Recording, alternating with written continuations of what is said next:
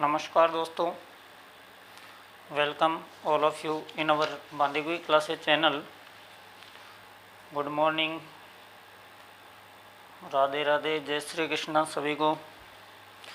देखिए, जैसा कि अपन ने बात की थी कि अपन एक मनोविज्ञान के टेस्ट सीरीज शुरू करने के लिए जा रहे हैं। आज अपन यहाँ ऐसे ही करेंगे कि लगभग जितने क्वेश्चन हो पाएंगे वो क्वेश्चन अपन करने का पूरा प्रयास करेंगे। तो देखिए, अपन शुरुआत करते हैं। आपको क्या करना है, अपने यहाँ जितने भी प्रश्न होते हैं आपको कॉपी और पेन लेना है, और अगर आपको प्रत्येक प्रश्न का आंसर नोट करना है कि भाई इसमें यह आंसर होगा, एट लास्ट कमेंट बॉक्स में ज़रूर लिखकर बताइएगा कि कितने क्वेश्चन आपके ठीक हुए, ताकि आपके रिव्यूज से पता चल सके कि आगे की अपन को जो क्वेश्चन बनाने हैं वो और किस तरीके से बनाने हैं। तो देखिए, सबसे पहले अपन बात करते हैं क्वेश्चन नंबर 1।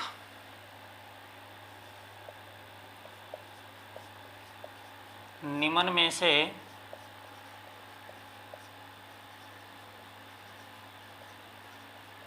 अधिगमकर्ता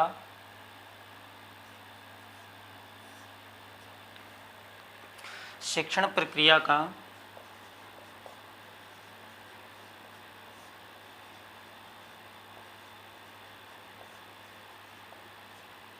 कौन सा चर है? ऑप्शन नंबर 1 ए स्वतंत्र चर, बी आश्रित चर,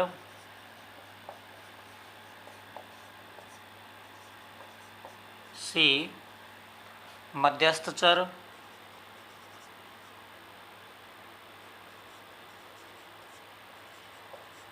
और डी सभी। बताइए आपके अकॉर्डिंग आंसर क्या होना चाहिए। प्रश्न है आपके सामने, निम्न में से अधिगमकर्ता शिक्षण प्रक्रिया का कौन सा चर है? आपको शिक्षण प्रक्रिया जो वर्ड है ये माइंड में आते ही आपको कई बातें दिमाग में आ जानी चाहिए कि एक्चुअली शिक्षण प्रक्रिया के कितने चर होते हैं, कौन कौन से चर होते हैं, शिक्षण प्रक्रिया कितने ध्रुवीय होती है, ये सारी चीज़ें आपके माइंड में आ जानी चाहिए। तो देखिए, शायद सब लोगों ने आंसर इसका दे दिया होगा। बिल्कुल इजी प्रश्न है। बताइए, तो इसमें जो आंसर होगा क्या होगा? इसमें जो आंसर होगा वो होगा आश्रित चर। कौन सा होगा भाई? आश्रित चर। यदि अधिगमकर्ता की न पूछकर अध्यापक की पूछता तो क्या बताते? स्वतंत्र चर। यदि अधिगमकर्ता और अध्यापक की न पूछकर पाठ्यक्रम की यदि पूछता तो कौन सा चर हो जाता? मध्यस्थ चर हो जाता। ठीक है, यानी पाठ्यक्रम मध्यस्थ चर होता है, अधिगमकर्ता लर्नर जो होता है, बालक जो होता है, कौन सा चर होता है? शिक्षार्थी, आश्रित चर होता है। और जो अध्यापक होता है वो कौन सा चर होता है? स्वतंत्र चर होता है। एक प्रश्न आपका, ये जो प्रश्न है ये रीट 2016 में आया हुआ है। मैं आपको जो प्रश्न करा रहा हूँ ये सारे अभी वो क्वेश्चन होंगे जो टीचर एग्जाम में आए हुए हैं, चाहे वो यूपी टेट हो, चाहे एच टेट हो, चाहे बी टेट हो या सी टेट हो। एक अगला प्रश्न, क्वेश्चन नंबर 2 की अपन बात करें। यह है कथन। कथन क्या है?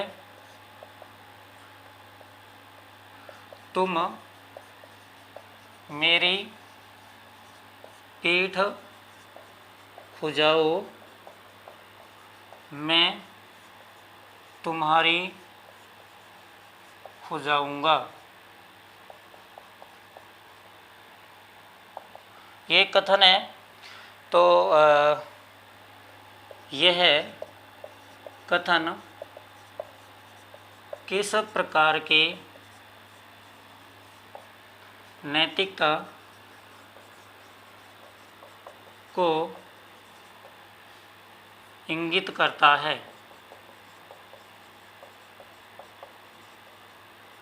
जो भी किसके अनुसार? पियाजे के अनुसार। ये बातें पियाजे की हैं। तो पियाजे ने कौन सी ये जो कथन है कि तुम मेरी पीठ खुजाओ मैं तुम्हारी खुजाऊंगा, तो ये जो कथन है ये क्या इंगित करता है नैतिकता के? कौन से उसके? तो नंबर 1 ए ऑप्शन में देखिए क्या है? सहयोग, सहयोग की नैतिकता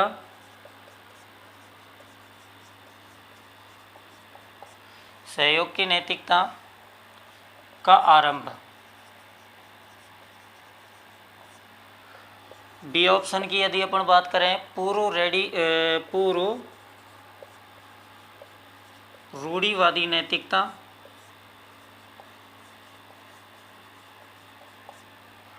सी ऑप्शन की यदि अपन बात करें, वास्तववाद। और डी ऑप्शन की यदि अपन बात करें तो डी ऑप्शन है नैतिकता से कोई संबंध नहीं।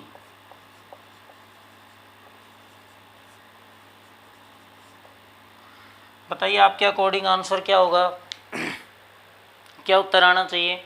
प्रश्न है, प्रश्न क्या कह रहा है, पहले प्रश्न को ध्यान से समझना है कि तुम मेरी पीठ खुजाओ मैं तुम्हारी पीठ खुजाऊंगा। ये कथन किस प्रकार की नैतिकता को इंगित करता है। ये कथन यानी ये जो कथन है संबंधित, पहली बात कौन से नैतिकता के विकास से संबंधित है और किसके से है, पियाजे के विकास से संबंधित है। तो यानी सहयोग की नैतिकता का आरंभ हो रहा है, या फिर पूर्व रूढ़िवादी नैतिकता है, पहले से ही ऐसी धारणा बनी हुई है, या वास्तववाद है, या नैतिकता से कोई संबंध ही नहीं है। तो देखिए नैतिकता से कोई संबंध नहीं, प्रश्न ही कह रहा है नैतिकता से संबंध है, तो ये ऑप्शन तो वैसे ही गलत हो जाएगा। वास्तववाद की अपन बात करें, वास्तववाद इसमें बिल्कुल नहीं होगा। पूर्व रूढ़िवादिता, इसमें कोई पूर्व अनुभव वगैरह शामिल हो ऐसा कुछ नहीं है। तो आंसर क्या हो जाएगा, सहयोग की नैतिकता का आरंभ हो रहा है यहाँ पर। आगे देखिए क्वेश्चन नंबर 3 है, निम्नलिखित में से कौन सा निम्नलिखित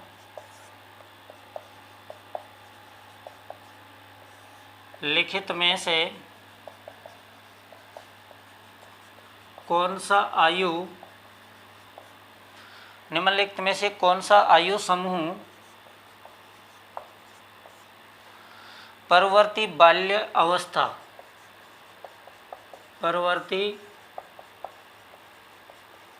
अवस्था श्रेणी के अंतर्गत आता है। श्रेणी के अंतर्गत आता है। बहुत अच्छा प्रश्न है, ध्यान रखना। ऑप्शन देखिए 18 से 24, बी ऑप्शन की बात करें जन्म से 6 वर्ष,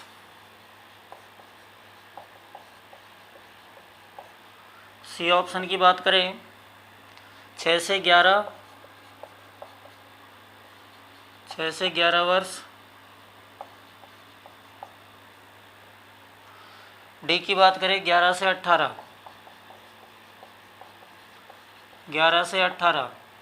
जल्दी से जल्दी आंसर बताइए क्या होगा। प्रश्न है निम्नलिखित में से कौन सी आयु समूह, क्या पूछ रहा है, परवर्ती। एक तो होता है पूर्ववर्ती और एक होता है परवर्ती। पर यानी लेटर, ध्यान रखना, पूर्व यानी पहले, बिफोर की बात हो रही है। तो परवर्ती बाल्यावस्था श्रेणी के अंतर्गत आता है। पियाजे ने जो बाल्यावस्था की श्रेणी है उसको भी 2 भागों में बांटा है। लगभग अन्य मनोवैज्ञानिकों ने भी इसको 2 भागों में बांटा है। अपन कह देते हैं पूर्व बाल्यावस्था, उत्तर बाल्यावस्था। तो यहाँ उत्तर बाल्यावस्था की बात हो रही है, तो इसका राइट आंसर क्या होगा। वैसे आप सब लोगों ने पिन कर लिया होगा, इसका राइट आंसर होगा 6 से 11 वर्ष। चलते हैं अगले प्रश्न पर।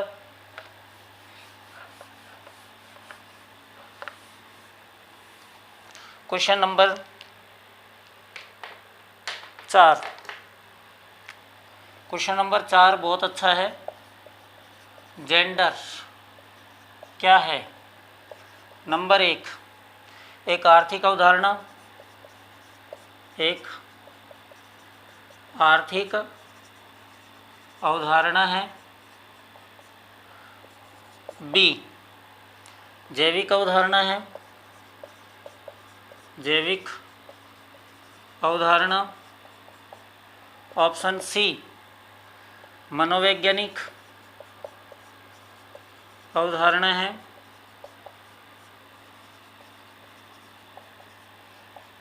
और ऑप्शन डी सामाजिक संरचना है।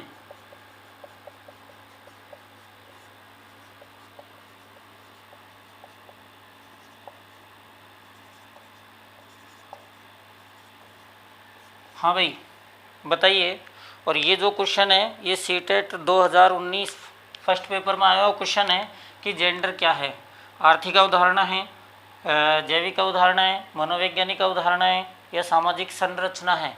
तो देखिए वैसे आप सभी लोगों ने इसका आंसर दे दिया होगा, बिल्कुल कोई ज़्यादा टफ क्वेश्चन नहीं है, लेकिन फिर भी आर्थिक अवधारणा हो नहीं सकती, कोई काम नहीं है। जैविक अवधारणा इसके थोड़े चांसेस इसमें बनते हैं, मनोवैज्ञानिक अवधारणा नहीं हो सकती, और सामाजिक संरचना। तो आपको मैं एक चीज़ बता देता हूँ, इसका राइट आंसर जो होगा वो होगा सामाजिक संरचना है। अगर जेंडर की जगह यहाँ आ जाता है कि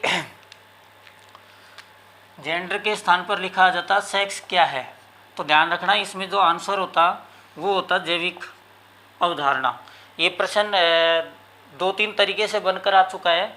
यदि यहाँ सेक्स से रिलेटेड बातें आती है तो जैविक अवधारणा होगी, और जबकि यहाँ केवल जेंडर लिंग से रिलेटेड बातें आती है तो क्या होगा, सामाजिक संरचना होगी। ठीक है, नेक्स्ट अगले प्रश्न की बात करते हैं। क्वेश्चन नंबर 5, चालक विकास की दर। बहुत अच्छा प्रश्न है, ये भी बहुत अच्छा आया हुआ क्वेश्चन है। चालक विकास की दर। चालक विकास की दर में व्यक्तिगत विविधताएं होती हैं। दर में व्यक्तिगत विविधताएं होती हैं। आगे क्या है, फिर भी चालक विकास का क्रम, फिर भी चालक विकास का क्रम खाली जगह से खाली जगह तक होता है।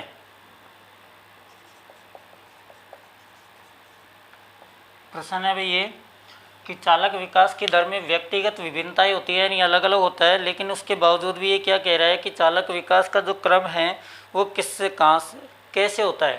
नंबर 1 ए ऑप्शन है परिष्कृत, यानी ये कहे सूक्ष्म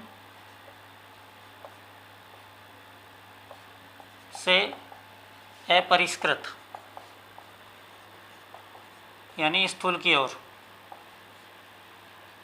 ठीक है भाई, पहला ऑप्शन। बी ऑप्शन का है शीर्षगामी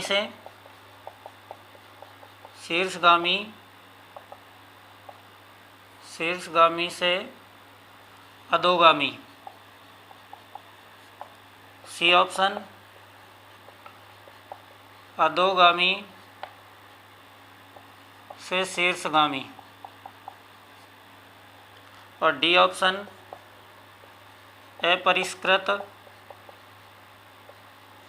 अपरिष्कृत को क्या कहेंगे, स्थूल से परिष्कृत, यानी सूक्ष्म की ओर।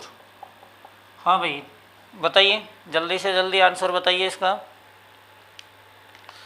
जल्दी जल्दी देखिए आपका आंसर क्या होगा।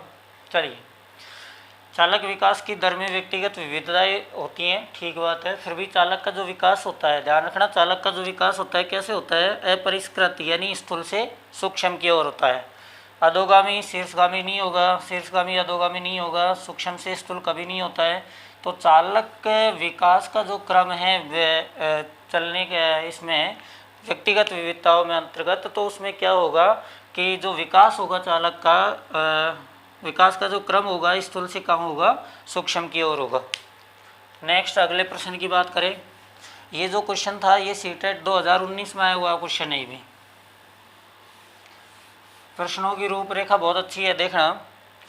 आगे अपन बात करते हैं क्वेश्चन नंबर 6 कि निम्न में से कौन सी, ये भी अच्छा प्रश्न है, निम्न में से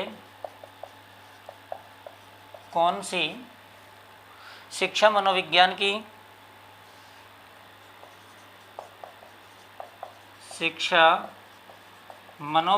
की सर्वश्रेष्ठ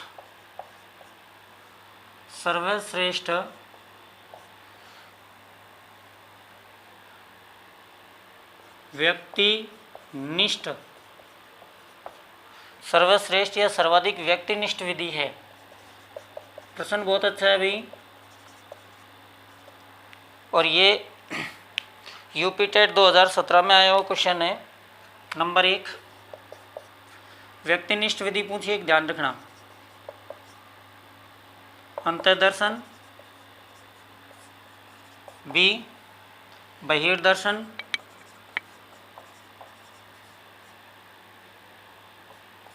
सी अवलोकन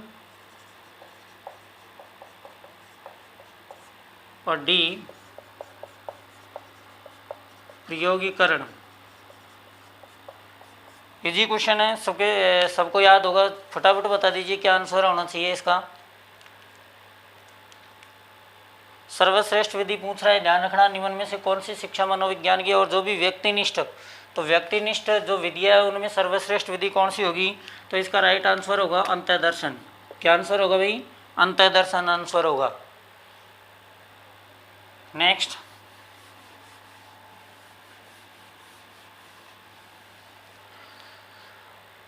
निम्नलिखित में से कौन सा विकास का सिद्धांत नहीं है? अगला प्रश्न है क्वेश्चन नंबर 7, निम्नलिखित में से कौन सा विकास का सिद्धांत नहीं है? क्वेश्चन पूछ रहा है नहीं है, ध्यान रखना। ये है और नहीं है, इनमें बहुत ज़्यादा कन्फ्यूज़न पैदा हो जाती है। विकास की सटीक गति एवं प्रकृति, पहला ऑप्शन पहला है विकास की सटीक गति एवं प्रकृति जन्म के समय ही निर्धारित हो जाती है। जन्म के समय ही निर्धारित हो जाती है, पहला ऑप्शन है भाई ये। ऑप्शन 2 की बात करें, व्यक्ति अलग अलग गति में, व्यक्ति का विकास जो होता है वो यानी अलग अलग गति में विकास करते हैं। व्यक्ति अलग अलग गति में विकास करते हैं। थर्ड ऑप्शन में है भाई, विकास तुलनात्मक रूप से क्रमिक होता है। विकास तुलनात्मक रूप से क्रमिक होता है। फोर्थ ऑप्शन है, विकास समय के साथ साथ धीरे धीरे घटित होता है। विकास समय के साथ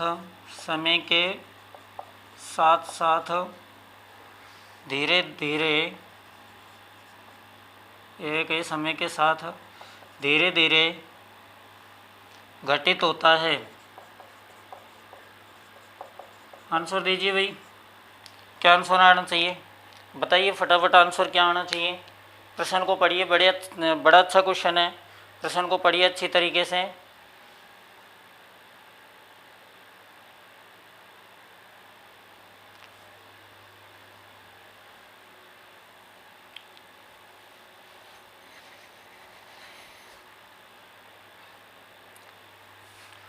हाँ भाई, दे दिया होगा सबने आंसर।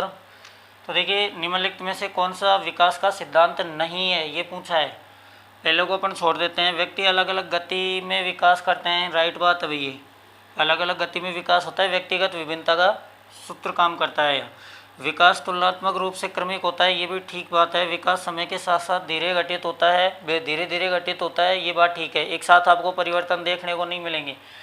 यानी जैसा कि आपको पता है, यदि किशोर अवस्था के जो परिणाम है वो बाल्यावस्था में देखने को पहले से ही मिल जाते हैं, इसलिए धीरे धीरे परिवर्तन होता है। विकास का सिद्धांत नहीं है तो नहीं है, तो क्या कौन सा नहीं है? विकास की सटीक गति एवं प्रकृति जन्म के समय ही निर्धारित हो जाती है। ऐसा नहीं है कि आप जन्म के समय ही किसी के विकास को निर्धारित तो नहीं कर सकते। अगला क्वेश्चन नंबर 8। दोस्तों टेस्ट सीरीज कैसी लगी ज़रूर बताना, मैसेज ज़रूर डालना कि हाँ टेस्ट सीरीज में कहीं कोई यदि कमी रही हो तो आप बताना, उसको अपन सुधार करने की पूरी कोशिश करेंगे। अगला क्वेश्चन है, निम्नलिखित में से कौन सा निम्नलिखित में से कौन सा विकास के व्यापक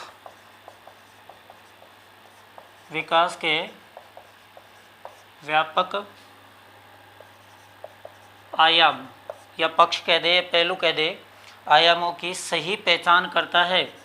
आयामों की सही पहचान करता है। ये सीटेट 2019 में आया क्वेश्चन है ये भी। नंबर 1 ए ऑप्शन क्या कह रहा है? सामाजिक, शारीरिक, व्यक्तिगत एवं स्वयं। सामाजिक, शारीरिक, व्यक्तिगत, स्वयं यानी सेल्फ। बी ऑप्शन की बात करें, शारीरिक, संज्ञानात्मक, शारीरिक, संज्ञानात्मक, सामाजिक और संवेगात्मक। प्रश्न को बड़े ध्यान से समझना। संवेगात्मक, सी ऑप्शन है संवेगात्मक, बौद्धिक, संवेगात्मक, बौद्धिक, आध्यात्मिक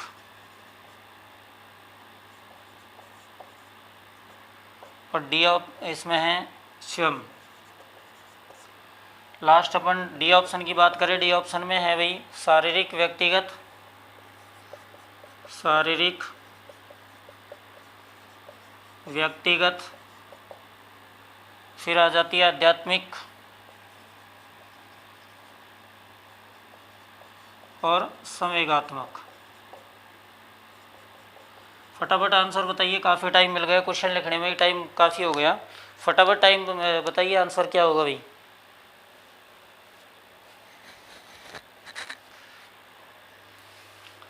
प्रश्न क्या कह रहा है देखिए, निम्नलिखित में से कौन सा विकास के व्यापक आयाम, बात कर रहा है व्यापक आयाम की, ये पॉइंट पकड़ना है आपको। सही पहचान, सामाजिक, शारीरिक, व्यक्तिगत, नहीं यहाँ गलत हो गया, पहली बार सामाजिक पहले आएगा ही नहीं, शारीरिक आएगा, ये चीज़ ध्यान रखना। तो ये दो ऑप्शन गलत हो जाएंगे, संवेगात्मक और ये। तो इसमें शारीरिक के बाद में संज्ञानात्मक के बाद में सामाजिक के बाद में संवेगात्मक। तो इसका राइट आंसर क्या हो जाएगा भाई? बी ऑप्शन हो जाएगा। नेक्स्ट अगले क्वेश्चन की बात करते हैं।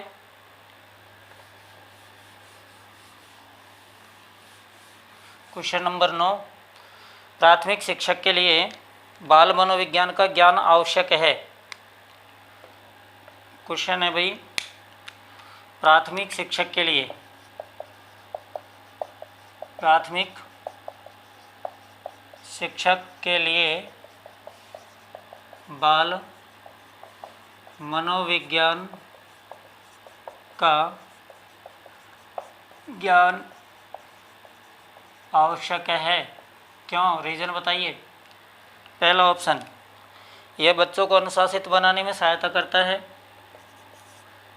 ए ऑप्शन है बच्चों को अनुशासित बनाने में सहायता।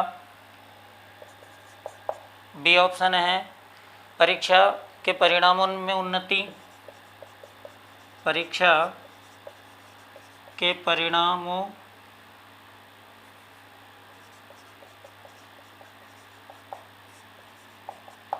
परिणामों में उन्नति होती है। सी ऑप्शन है भाई बच्चों को अभिप्रेरित करने के लिए सुविधाजनक तरीका बन जाता है। बच्चों को अभिप्रेरित करने के लिए सुविधाजनक तरीका बन जाता है। और डी ऑप्शन है बच्चों के व्यवहार को समझने, बच्चों के व्यवहार को समझने, बच्चों के व्यवहार को समझने में शिक्षक की सहायता करता है, में शिक्षक की सहायता करता है। बताइए फटाफट आंसर बताइए, क्या आंसर होगा? सबने कर लिया होगा। इजी प्रश्न है, बिल्कुल इजी है। तो देखो अनुशासित जरूरी नहीं है, अनुशासित बगैर मनोविज्ञान के ज्ञान के भी कर सकता आदमी। परीक्षा परिणामों में उन्नति का ये भी जरूरी नहीं है। अभिप्रेरित ठीक है, लेकिन सुविधाजनक तरीका ये भी जरूरी नहीं है। तो इसमें क्या होता है, मनोविज्ञान में होता ही व्यवहार का अध्ययन है, सीधी बात है। तो इसमें आंसर क्या हो जाएगा भाई? डी हो जाएगा। अगला क्वेश्चन देखिए, क्वेश्चन नंबर 10। क्वेश्चन नंबर 10 है, बहुत अच्छा प्रश्न है, शॉर्ट क्वेश्चन है। सृजन शास्त्र के पिता कौन है? पिता कौन है? बहुत अच्छा प्रश्न है। Option A Crow and Crow, B Galton,